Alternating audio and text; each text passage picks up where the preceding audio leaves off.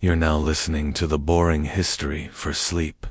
How medieval people told time without clocks, a gentle journey into the slow rhythms of the past, where the sky was the clock and time moved with the sun. Hey guys, tonight we're stepping into a world without ticking hands, phone alarms, or even the faintest beep of digital time. Instead, you're standing in a muddy village square, surrounded by the slow groan of wooden carts and the gentle bleating of sheep, trying to guess based purely on the length of your shadow weather. It's almost time for lunch, or still very much nope? Because tonight, we're learning how people in medieval times told time. Without clocks, there are no phones to buzz, no smartwatches to panic you, just the sky, the sun, the moon, and a deep-rooted need to figure out when to milk the cow or dodge a tax collector. You probably won't survive this timekeeping system if you're the type who panics when your Wi-Fi drops for 5 seconds. So, before you get comfortable, take a moment to like the video and subscribe, but only if you genuinely enjoy what I do here. And hey, tell me in the comments where you're tuning in from and what time it is right now. Now, dim the lights. Maybe turn on a fan for that soft background hum, and let's ease into tonight's journey together. You look up. That's the first thing you do every single day in the medieval world. The sky isn't just a background. It's your calendar, your watch, your planner. If the sun's climbing over the eastern rooftops, it's time to rise. If it's brushing the western trees with that sleepy orange glow, you'd better be heading back from the fields. And if it's hiding behind clouds, good luck. Today's going to be pure guesswork and grumbling. Sunrise and sunset rule everything. But medieval people didn't think of time as neatly sliced into 24 fixed hours like we do. Instead, they divided daytime into 12 unequal hours. In summer, each hour could stretch luxuriously to 75 minutes. In winter, it might shrivel down to 45. Time was stretchy, organic. You lived in it like a worn tunic, not zipped into a tight plastic watchband. And the moon. Oh, the moon was your drama queen. It waxed and waned in predictable cycles, giving you months, yes, but also unpredictable nightly light shows. One night it's bright enough to find a lost goat. The next, you're tripping over a turnip cart because the moon's in hiding. Still, people tracked its phases with a near-religious fervor. Full moons meant night travel, festive mischief, and possibly werewolves. If you were superstitious, and frankly, everyone was at least a little superstitious, there was even a popular rhyme something like, "When the moon is full and high, thieves and lovers fill the sky," which, honestly, tells you everything you need to know about nighttime social activity. Historians still argue whether rural villagers truly understood astronomical mechanics, or if they just mimicked patterns they'd memorized. One camp claims, many peasants could read the sky like a daily newspaper. Another insists most folks had no idea what they were seeing and just copied what their neighbors were doing. Like Joffrey's heading in, must be dinner time. You being the clever sort probably start noticing more than most. That line of clouds on the horizon. Rain's coming. The sun's angle when your shadow looks like a gangly scarecrow. Probably mid-morning. You start to build a mental map of time, tied to the sun's pace across the sky and the way your village behaves around it. But don't get too confident, because then the weather turns. A thick blanket of fog settles in. You can't see the sun. Birds are quiet. The light is eerie and directionless. And suddenly, your sense of time, your only real tool, is scrambled like a medieval breakfast egg, which, by the way, might be duck, goose, or pigeon depending on what waddled by this morning. You sit on a damp log and wait. Eventually, the day brightens a little. The mist lifts. You hear distant voices heading to market, so you get up and follow them, because that's the backup plan. When nature hides its clock, you rely on human patterns, footsteps, bells, smells, gossip, but that's tomorrow's tale. Right now, back in this foggy morning, you realize the sky is the clock. But it doesn't tick. It breathes, slowly, patiently, in rhythms so ancient they make your Fitbit look like a toy. And that's just your first hour of the day. You're startled out of your sun, watching reverie by a low, echoing clang, then another, and another. The village rooster cocks his head like even he's annoyed. That sound isn't from the heavens, it's from the church. And it means only one thing: time to pray. Again, welcome to the true heartbeat of time in the medieval world. Bells. Not your personal bell. Not a pocket chime. A great iron thing hanging in a stone tower, swung by a monk who's been awake since before dawn. You shuffle along with the others. Not because you're pious, though best not to say otherwise out loud, but because the church bell doesn't just rule faith, it rules everything. Your day starts with matins well before sunrise, then flows through lauds, prime, terce, sext, none, vespers, and finally, compline. 7 times a day, like divine push notifications, you are reminded, yes, God is watching. And no, you probably haven't done enough chores yet. These moments weren't random. The bell wasn't rung when Brother Thaddeus felt like it. Monks followed canonical hours, an ancient rhythm rooted in Roman and Judaic tradition, finely tuned to both scripture and astronomy. Except here's the kicker: no one had a clock. So how did they know when to ring the bell? That's where things get charmingly vague. Some monasteries had water clocks, yes, literal bowls dripping water into other bowls, and the monk on bell duty had to watch them. No Netflix, just ... dripping. Historians still argue whether these clocks were even remotely accurate, or if the monks mostly guesstimated and hoped God wasn't a stickler for punctuality. You reach the church. The stone walls feel cool even in summer. You settle on a hard bench, squinting at a tiny stained glass panel, filtering morning light.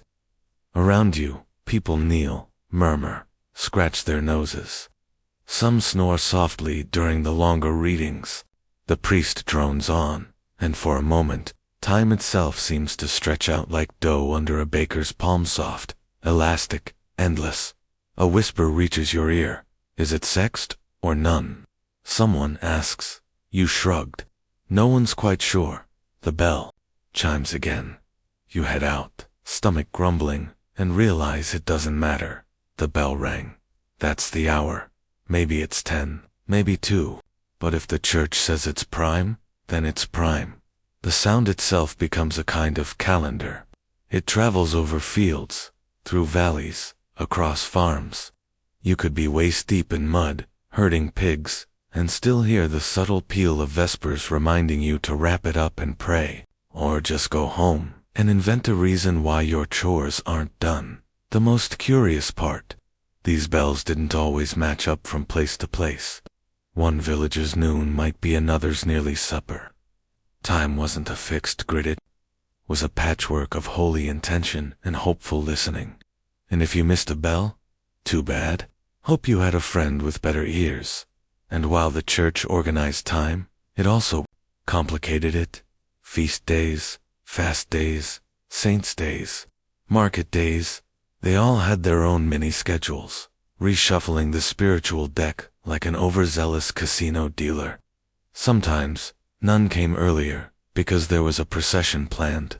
Sometimes vespers stretched forever, because someone donated a few extra silver coins for prayers. And sometimes, let's be honest, the bell ringer just overslept. One rather juicy anecdote claims that, in a small hilltop monastery, the monks trained a donkey to recognize the changing light and bray when it was time to ring the bell.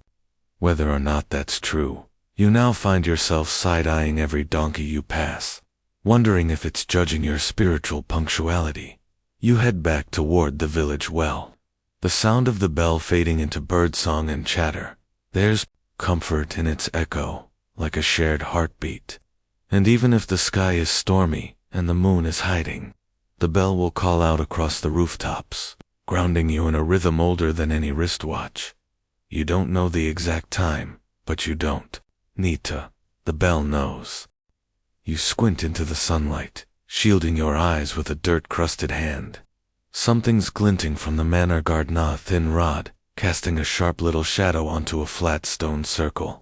Surrounded by carved markings, a young noble is crouched beside it, examining it as though deciphering divine code.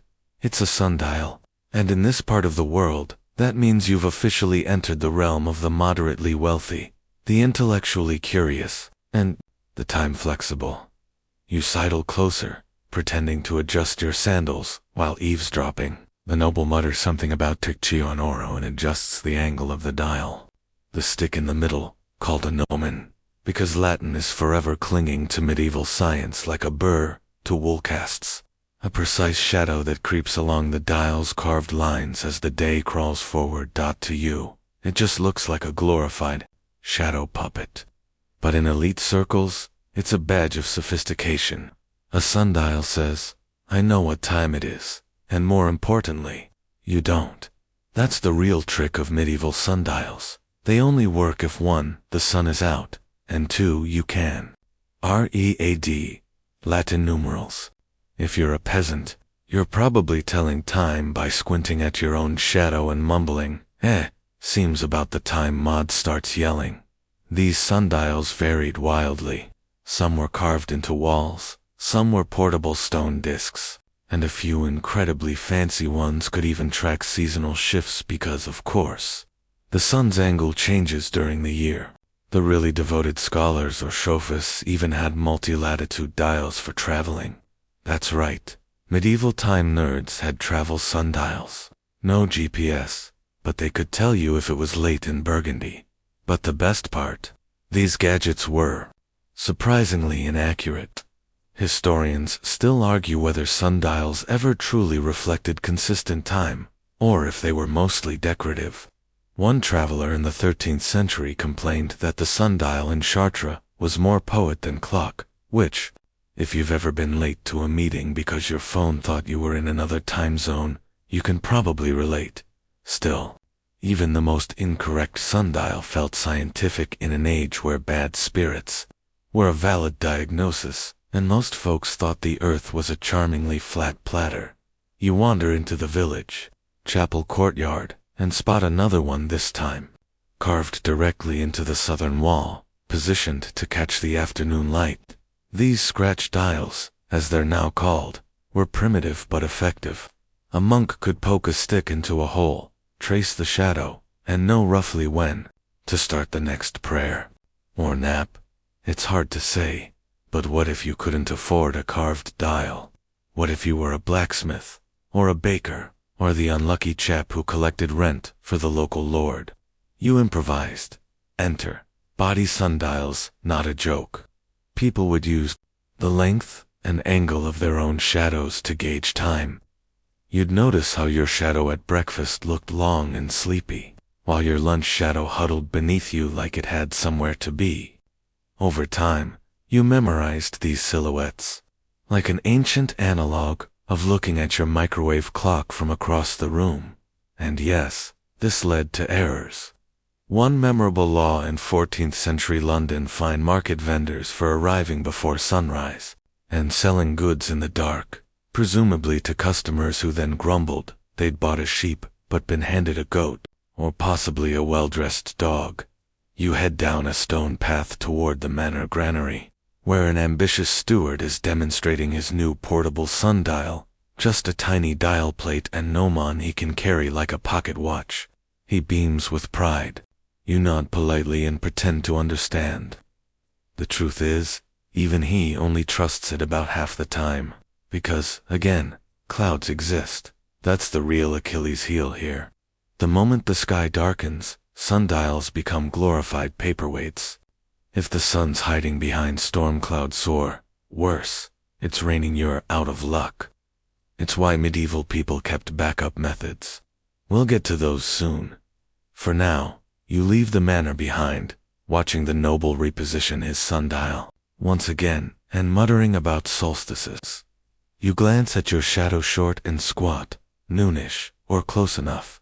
You smile. No watch, no phone, just you, the sun, and a time-telling stick That's only 70% honest, on a good day.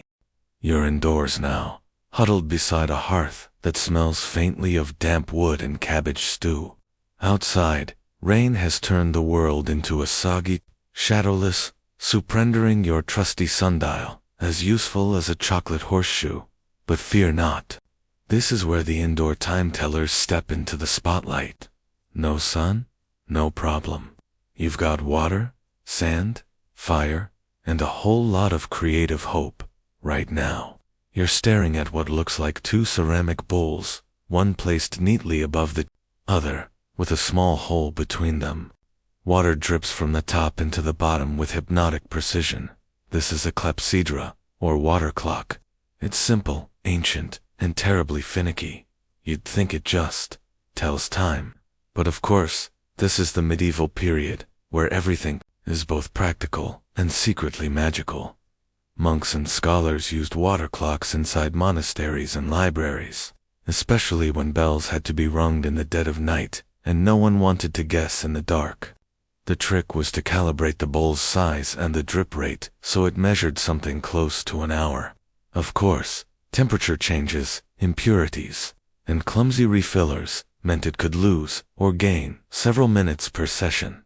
But who's counting all right? The monks were. Historians still argue whether clepsydras were widely used or mostly theoretical in medieval Europe. Some believe only the most advanced religious institutions ever used them regularly. Others think they were more common, but fragile, and so few survived. Either way, if your local monk's water clock was accurate, you could brag about living in a cutting-edge community. For 1300 over in the merchant quarter, someone's playing with a different method. You watch a thick candle burn slowly in a metal dish. It has colored strings embedded at intervals, and each one pops softly as it reaches the flame. That's a candle clock, possibly imported, possibly improvised, and definitely flammable.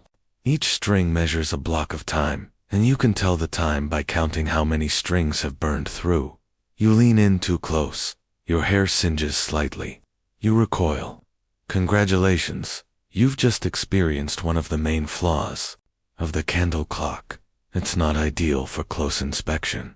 Still, they had charm. Rich households used them not just for timekeeping, but ambience. "Oh look," says the noble's wife, "the fourth knot's burning. Time to pour the wine."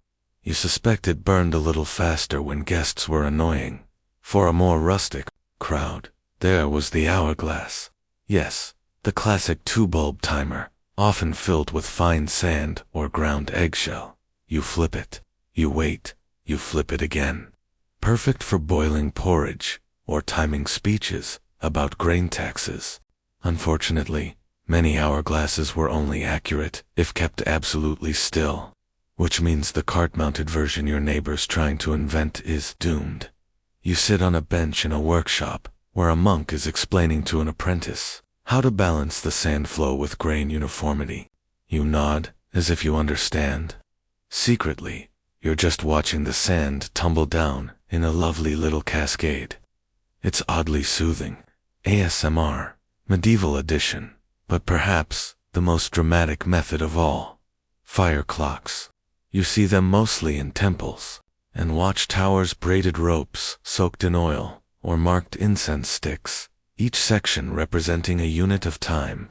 As the flame devours the rope, you count segments. You've heard stories of ropes that triggered bells when certain knots burned through. One bold inventor even tried putting tiny metal balls in the rope so they'd fall into a bowl and chime at set intervals. The downside: fire. Always fire. Everything burns. Medieval folks were simultaneously fascinated by and terrified of flames indoors. So you mostly see these clocks in carefully controlled spaces, and even then, you keep a bucket of sand handy. But here's the strange thing. None of these methods, water, fire, sand, or wax, were ever fully reliable. They expanded, contracted, dripped too fast, burned too slow, or got jostled by passing dogs. And yet, they all worked well enough. The goal wasn't precision, it was rhythm. If you could keep a sense of flow, you could pray, eat, work, and sleep without panicking. You lean back in your chair, staring at the nearly empty candle clock. The last string is just starting to curl into the flame. Outside, the rain continues to drum its steady beat on the roof. You smile. The sun might be gone. The sky might be lost. But time marches on with drips, and glows, and falling sand. You're ankle-deep in mud, hunched over a stubborn root, while a rooster yells at the sunrise like it personally offended him. The sky is a soft orange now. Birds are just beginning to complain, and you've been up for an hour already, because out here in the fields, time isn't something you measure, it's something you feel in your bones, your gut, and your calluses. Welcome to the peasant's clock, rooster logic, and gut instinct. Your master plan for telling time. Look around. What are the cows doing? What angle is the sunlight hitting the haystack? Is Maud already yelling from the well? Good, then it's probably mid-morning. You rise, stretch, and glance at your shadow. It's long and reaching west, probably still early. You scratch behind your ear and listen for the smithy's hammer. If you can hear the first clink, it means he's started work. That's a good sign. You've got about an hour before your stomach complains too loudly too. Ignore. In the absence of clocks, medieval rural life was dictated by observable patterns. People didn't count hours, they tracked activities. There was the time before breakfast, the time after the cows are milked, the time when Thomas always falls into the river, don't ask, and the time when it smells like stew from 3 houses away. There's a rhythm to it all. The rooster crows before sunrise. He's your pre-alarm alarm. Then the light begins to shift, dew dries off the cabbage, and the bees start their morning commute. That's your cue to start moving. Historians still argue whether medieval peasants had any concept of standardized time. Some say they worked from sunup to sundown in a blur of relentless toil. Others suggest that days were peppered with breaks, loosely timed by natural cues and village habits. Judging by how often you see neighbors pausing beside hedges or checking on the pigs for an hour, the second theory holds water. You head into the field and join a group already hard at work. No one wears a watch. No one needs to. Bertha's back starts aching right around mid-morning, and when she groans, everyone else groans too. That's the signal for a short break. You sit on a rough log and bite into a piece of barley bread. It's dry, but your stomach doesn't argue. Nearby, someone mutters, sun's nearly overhead. Might rain, by none. You nod, though you don't care what none means. You just know it involves soup.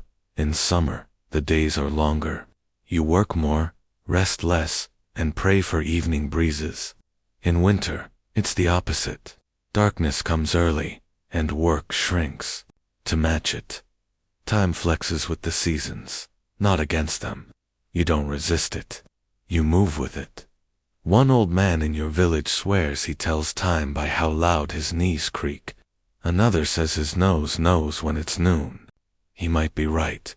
The entire village seems to start preparing food at the same time each day, and the air fills with the smell of boiling greens and onion. That's the kind of clock you trust. You wander over to the communal baking oven, where a queue is forming. No one has appointments, but somehow everyone knows when to show up.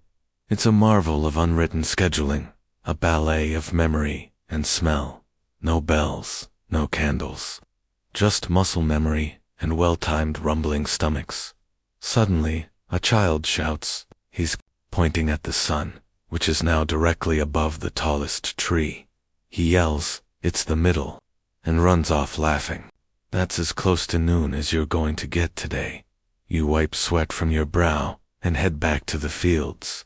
This afternoon will be long and warm, and you'll work until your shadow stretches out like a lazy dog behind you. That's when the older folks start packing up. That's when you know it's time to head home. You didn't check a single device. You didn't consult a dial, a flame, or a drop of water. You watched the sun. You listened to geese. You smelled cabbage. And Somehow, you knew. It's time. You're wandering the village lanes now, shoes caked with the kind of mud that tells everyone exactly which field you came from. But your stomach is louder than your footsteps. And in the medieval world, that's more useful than any clock. You sniff, is that stew? Yes, heavy on the leek, with a whisper of smoked ham. That smell means it's just past midday. You know it. Everyone does. Here, in a world without apps or alarms, hunger itself is a kind of timekeeper. You pass by a row of cottages, and like a well-oiled, slightly smoky machine, they all release the same smell at once: hot bread, wild herbs, whatever's in season, or still edible. Someone's yelling for their youngest to wash their hands with what? You're not sure, and a dog is barking at absolutely nothing. It's lunchtime, more, as close to noon as you're going to get. In many households, meals didn't happen at precise hours. They happened when the chores hit a natural lull, and when the sun started to cook your back instead of your feet. You ate when your body told you to, and when the stew pot agreed. This is how most people, especially villagers, kept time, by the rhythm of the kitchen. The clank of the iron pot, the smell of flour browning on stone, the shift in the air from cold and damp to warm and edible. If you were really lucky, the baker's assistant might wander by and drop a hint. He's pulling the loaves out. 10 minutes, maybe. Historians still argue whether people had fixed meal times in the modern sense or whether they simply fell into collective habit. The evidence suggests it was more communal than precise. Meals were often linked to chores: a pre-dawn bite before the cow milking, a larger midday meal after hours of work, and something light and simple at sundown. If the stew was cold, you were late. If it was still bubbling, you were early. And if it was burnt, well, someone else was in charge today. You duck into a small tavern, where a few workers are already hunched over wooden bowls. No menu, no posted hours, just a shared understanding. If the door is open and the soup is still warm, you can sit. You order the only thing on offer, which turns out to be yesterday's vegetables and this morning's cheese, boiled into something that vaguely resembles a meal. It's perfect. You eat slowly, letting the flavors and the calories trickle into your bones. As you do, you notice something curious. The smells of the village have changed since morning. Gone is the earthy scent of damp hay. Now there's wood smoke, hot oil, and someone's unfortunate attempt at fish. These olfactory signals tell you more than any bell ever could. In the absence of mechanical clocks, medieval people became experts in sensory scheduling. They noticed how morning frost softened into afternoon mud, how the birdsong shifted pitch as the sun lowered, how footsteps echoed differently at high noon than they did at dusk, and they knew without numbers or digital faces when it was time to move on. You thank the tavern keeper with a nod. Currency is flexible today, and step outside. The sun has begun its slow descent. Shadows are longer now. You pass a man inspecting the angle of his own shadow with serious concentration. 3 hours left, he murmurs. You don't question it. Out in the square, a potter dumps clay scraps into a bucket. That's his signal: cleanup time. A boy chases a chicken home. The smith's hammer rings a little slower. Everyone's winding down, not because a clock says so, but because their bodies, their bellies, and their noses have all come to the same sleepy conclusion. The day is fading. You yawn. It's contagious. 3 more people yawn just from seeing yours. That's the medieval equivalent of checking your phone at 4:45 p.m. Dinner will be simple tonight. Maybe barley and onions. Maybe just a hunk of bread and something pickled. There won't be a bell, a fire rope, or a whistle. Just a smell drifting across the thatched roofs, mingling with smoke and laughter, calling everyone home. You'll follow it. Of course you will. Time, after all, has a taste. You wake to the sound of hooves clopping on cobblestone. It's pitch black. The fire in your hearth has long since become a memory. and your blanket smells faintly of damp wool and smoke. The wind outside carries voices soft, muffled, and tired. Someone mutters, "Third watch." You blink, squinting into the darkness. This, oddly enough, isn't the middle of the night. It's the middle of your first sleep. In the medieval world, nights weren't just long stretches of unconsciousness. People often slept in two distinct chunks: the first sleep, which lasted from dusk to around midnight, and the second sleep, which picked up after a brief period of wakefulness. In between, folks might stoke the fire, pray, snack, visit neighbors, yes, really, or contemplate their sins while listening to the night breathe. Historians still argue whether this segmented sleep was truly universal or more common in certain regions or seasons, but the pattern shows up in records, diaries, and even sermons. If you lived then, you'd likely wake around this hour every night, confused, slightly thirsty, and extremely prone to tripping over the chamber pot. You pull on a cloak and step outside, drawn by the noises. The stars are out in full, glittering, like spilled oats across the sky. The moon's high, bathing the village in a pale glow. You see a man with a staff and a hood. He nods at you. This is the night watch. In towns and larger villages, constables or paid watchmen patrolled after dark, keeping an eye out for fires, burglars, and suspicious wanderers, which included just about everyone who wasn't them. Some carried lanterns, others just memorized familiar star patterns.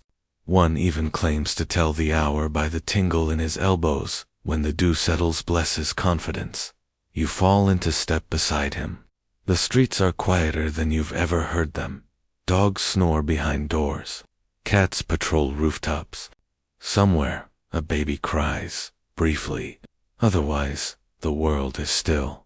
Time at night is measured not by instruments, but by watch shifts. The evening was divided into segments often called watches, each a few hours long, depending on the region and the purpose. The first watch starts at dusk, the second sometime around midnight, the third. Right about now, you're living in the vague zone that later centuries would call the witching hour, when dreams grow loud and fears do too. Nearly fourth watch, the constable murmurs, peering at the sky. You ask how he knows. He shrugs. Moons dipped below the parson's roof. Means we're close. People used everything available to tell time at night. The position of constellations, the height of the moon, the feel of the air, even the dew level on grass. Shepherds, sailors, and guards all became amateur astronomers out of necessity. You, meanwhile, are just trying not to trip. You pass a candle burning behind a shuttered window. Someone's up, maybe a baker starting early, maybe an night. You smell rising bread, faint and promising. The constable raises his eyebrows. Smells like Compline ended late. You round the corner and pause. A farmer has left a pail beneath a thatch eave. Water droplets from the fog are forming steadily, almost rhythmically, plinking into the bucket. Count the drops, the constable jokes. Time enough, if you've got nothing better to do. You both laugh softly. This is the quiet hour, a sacred space before dawn. In some places, it was even considered dangerous to be outside then. Spirits, devils, or just the risk of stubbed toes, it all kept most folks indoors. But you're here, and it's beautiful. The world is hushed and enormous. Time feels slower, stretched out like a wool blanket across the heavens. You wonder if the stars always shine this clearly. Maybe you're just noticing for the first time. Eventually, you turn back. The constable nods, disappearing into the mist, like a bedtime story ending too soon. You return home, kick off your shoes, and curl back into the blankets. Within minutes, sleep returns, your second sleep, warmer, deeper, dreamier than the first. No clock ticked, no alarm chimed. But your body, the stars, the rhythm of footsteps and bread rising in the dark. They told you everything. Night, after all, has its own kind of time. Dawn breaks, not with a gentle whisper, but with the thunderous clang of gears, bells, and someone yelling about 1/4 past something. You rub your eyes, stumble toward the town square, and behold it, the newest marvel in town, a giant mechanical clock mounted on the belfry, ticking, or attempting to tick, with the swagger of modernity and the grace of a drunken rooster. Welcome to the era of public clocks, where timekeeping is no longer personal, spiritual, or gastronomical but public, political, and occasionally full of errors. You join the crowd gawking at the thing. It's made of heavy iron, elaborate wooden wheels, and most impressively a pair of figures that strike the bell with little hammers every hour. The mayor beams with pride. The blacksmith stands beside him, dusted with soot, and looking like he hasn't slept since the Feast of St. Balthazar. The town has officially joined the mechanical age. Sort of. These early public clocks were enormous, fussy contraptions powered by weights and pulleys, requiring constant tending and frequent swearing. They didn't have faces at first, just bells. You'd hear a clang for every hour. 1 clang, 2 clangs, and so on, until you realized that by the time the bell finished chiming 9, it was basically 10. Still, for the first time in your life, someone else is setting the pace. You're no longer sniffing stew or squinting at your shadow. The clock tells you what time it is loudly, and whether you asked or not. Historians still argue whether the arrival of public clocks improved daily life or just introduced new kinds of stress. Some say it created order, predictability, and a shared sense of rhythm. Others insist it birthed a tyranny of punctuality, especially for market workers, city officials, and anyone with a nosy boss. You hear the clock strike 9, someone immediately starts yelling that it's definitely 8. The baker disagrees. The town priest sighs and mumbles. We used to just go by the bells of matins. Simpler times. Disputes over timekeeping become common. Merchants argue about delivery hours. Artisans complain about shortened workdays. Someone files a complaint that the clock rings louder during tax season. It's a mess but an exciting one. You wander to the market, where a new schedule has been nailed to the stone post. Open from the 1st bell to the 10th bell, it reads. You glance at the mechanical tower. 1st bell. Was that sunrise, or 6 clanks ago? The fishmonger shrugs. Just show up early. It's safer. Soon, other towns try to one-up each other. One adds 2 bells, one for the hour, one for the quarter hour. Another installs moving statues. You hear about a cathedral in Milan with a clockwork angel that flaps its wings every midnight. You wonder what happens when it breaks. Probably mass panic still. There's something magical about standing beneath this machine as it ticks and groans. For all its imperfections, it represents a shift. You're not just measuring shadows or boiling onions anymore. You're scheduling, planning, expecting things to happen at fixed points. And that's dangerous, because once time becomes regular, people start to notice when you're late. One night, you're heading to a tavern rendezvous scheduled for 4 bells past vespers. You arrive to find your companion already sulking. It's the 5th bell now, she says. You protest. The clock was off. She shakes her head. Excuses, excuses. We used to meet when the stars lined up. Now it's 5 bells, and you're always 2 clangs behind. You miss the ambiguity, a little, the flexibility, but you also marvel at the precision, the ambition of it. Humanity building machines to wrestle time into submission. The next morning, the town crier walks by, yelling, 10 o'clock and all's well. The constable corrects him. It's 9:25. A farmer yells, says, you. The bell rings again. You smile. It's not perfect, but it's loud. And that, for now, is enough. You're standing in a cramped alley behind the tannery, hand stained with something that probably isn't just mud, when you hear it again. The town clock bell. 1, 2, 3 clangs this time. You pause. That means the merchant's cart is arriving at the west gate, right now, and you're already late. Because in this brave new world of gears and bells, time is no longer a gentle background, hum its currency, commodity, weapon. If you're not tracking it, someone else is probably to charge you for being 5 minutes behind. You race toward the gate, dodging a woman balancing bread on her head and a boy whacking a barrel with a stick for no reason. The merchant's already unloading fabric bolts, eyebrows raised at your breathless arrival. You missed the third bell, he says coolly. That means your window is closed. Prices go up after the third bell. You groan. He smiles. Time has officially become money. In the past, people worked from sunup to sundown. No one counted hours. They counted tasks. But now, as mechanical clocks tick and urban centers thrum with commerce, everything gets chopped into smaller, sharper slices. You're no longer just farming or smithing till the work is done. You're renting stalls by the hour, charging customers per quartoro, and attending meetings scheduled exactly at the sixth clang.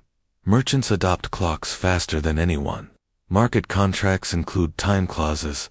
Deliveries are expected before a certain bell. Tardiness becomes a breach. Payments are due at specific hours, and if you run a mill or a weaving workshop, you now schedule labor in timed shifts, half-day, quarter-day, bell-to-bell. Time, once fluid as honey, has crystallized into strict blocks. Historians still argue whether this shift improved efficiency or simply increased stress. Some praise it for boosting trade and productivity. Others point out how it dehumanized labor, treating workers less like artisans and more like replaceable parts on a ticking schedule. You feel that pressure yourself. Yesterday, you were late to the Bakers Guild meeting. Not by much, just one bell. But the guildmaster made a point of tapping the sundial in his courtyard and saying, "This would never have happened in the old days." You suspect he's wrong, but also suspect he just enjoys dramatic entrances. Even the courts get in on it. A neighbor sues you for missing a timber delivery by 2 bells. You argue that your sundial said otherwise. The judge, holding an hourglass with the elegance of a cat with a sword, rules against you. You should have gone by the town clock, he says. But it's inaccurate, you protest. It's also louder, he replies. You begin to notice other symptoms of this new tyranny. People walking faster, shopkeepers checking sky and bell and candle all at once. Apprentices being trained to watch the time, not just the bread. Gossip swells around who was late or who overstayed by half a bell. It's exhausting. At the bathhouse, a new rule. You only get a soak from the second bell to the third. The attendant rings a handbell when your time is up. You try to sneak extra minutes. She dumps cold water on you. Message received. A friend of yours, a weaver, starts timing thread soaking with an hourglass. Makes the linen softer, he claims. But you see it in his eyes, he just doesn't trust his gut anymore. The clock has replaced instinct. One day, you find yourself squinting at the town clock, pacing, waiting for the 5th bell so you can leave the shop on time. You realize, with some horror, you haven't looked at the sky in 3 days. You miss your shadow. You miss guessing the hour based on Stu's scent. But most of all, you miss not caring what time it is. Still, there's no going back. The city runs on bells now. Deals rise and fall with the tick. Children are baptized at the 2nd bell. Funerals begin 15 before the noon clang. Your world has become a machine and you, a cog within it. You stand at the edge of a newly plowed field, the breeze lifting the scent of damp earth and the distant echo of yet another town bell. But you don't turn to look. You don't check the sun's position. You already know what time it is, because the clock told you, and the schedule on the Guildhall confirmed it. And your body's starting to forget how it used to feel time. This is the final shift, the slow but certain loss of natural rhythm, a change that crept in bell by bell, hourglass by hourglass, until the sky became a backdrop, not a guide. You used to wake with the sun. Now, you wake with the clock. You used to eat when your belly grumbled.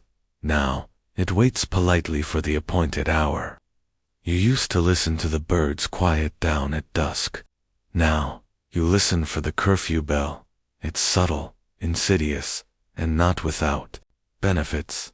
Predictability allows for order, and order allows for bigger plans.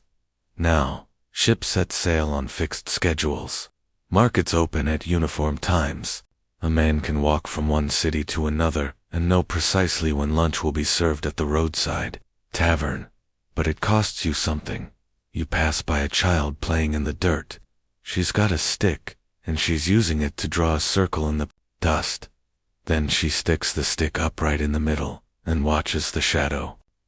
She's trying to build a sundial, just like the old ones you used to sneak glances at in the manor garden. She has no idea what she's doing. She's just curious. You want to tell her, that's how we used to tell time. You don't just smile. She'll learn clocks soon enough. You walk further through the village, noticing the clocks on the towers. The sundials half forgotten on the chapel wall, the candle clocks replaced by iron gears and hammers. And in the monastery library, you catch sight of something strange. A monk peering not at a holy text, but at a brass dial, ticking faintly on a desk. He adjusts it with a frown, not because he trusts it, but because he has to.